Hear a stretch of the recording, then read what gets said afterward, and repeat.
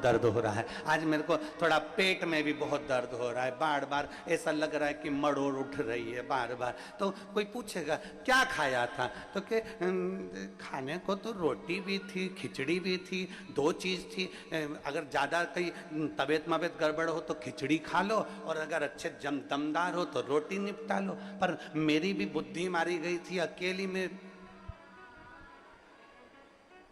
में जोरदार अच्छी कुरकुरी सी नुक्ती थी, वो निपटा गई। अब मुझे क्या मालूम था कि नुक्ती पेट में दुखती, अब मुझे क्या मालूम था, मेरे को तो लगा कि अच्छी है।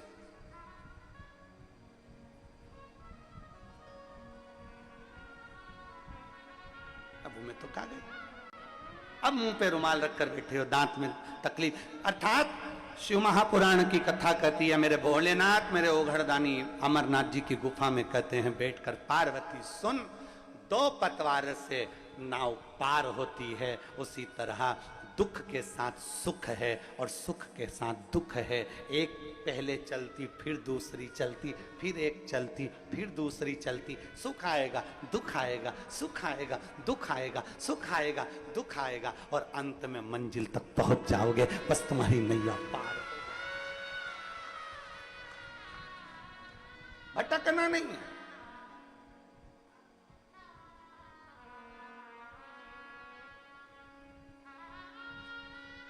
भटकना नहीं।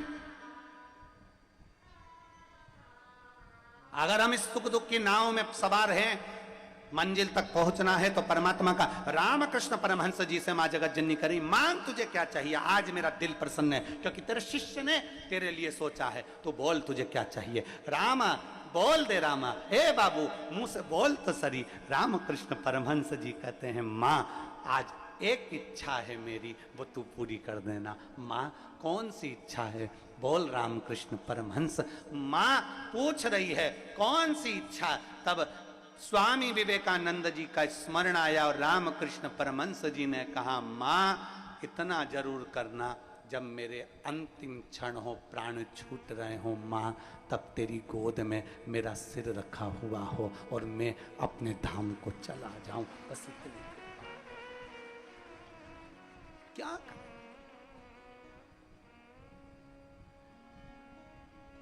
आया है सो जाएगा राजा रंग फकीर, जो आया वो जाना है। ऐसा संसार में कोई जन्म, मरण और परण, तीन मेरे बाबा के हाथ में है। जन्म, डॉक्टर ने कह दिया 8 तारीख की डिलीवरी का टाइम है, मालूम पड़े 15 दिन पहले हो गई या 10 दिन और निकाल दी। जन्म। मरण, मृत्यु, किसी ने पत्रिका देखकर कहा था बहुत लंबी उम्र है, मालूम पड़ा अटैक आया, निपट गए। डॉक्टर ने कहा था अंतिम सांस चल रही है, घर ले जाओ, मालूम पड़े 1 साल तक पलंग पे पड़े पड़े निकाल दिए, मरे ही नहीं। 4 बार गीता जी सुना दी, 3 बार गोबर लिप के नीचे सुला दिया, मालूम पड़े फिर सांस चल गई, फिर उठा के पलंग पे लेटा दिया, निपटी ही नहीं, मरे ही नहीं। जन्म, मरण, परण, विवाह, शादी। तुम सोच कर बैठी थी मैं लड़के की शादी करूंगी, ऐसी बहू लेके आऊंगी, लड़की की शादी करूंगी, ऐसा दामाद ढूंढ के लाऊंगी। अब हम क्या बोलें तुमको, तुम सब अच्छे से जान रही होगी तुम्हारे घर में कैसी आई है और कैसे दामाद और कैसे सब मिले हैं, ये तुम सब जानते। कितना कितना सोचा था, कितना कितना विचार करा था, कितना कितना मन में सोच कर बैठे थे।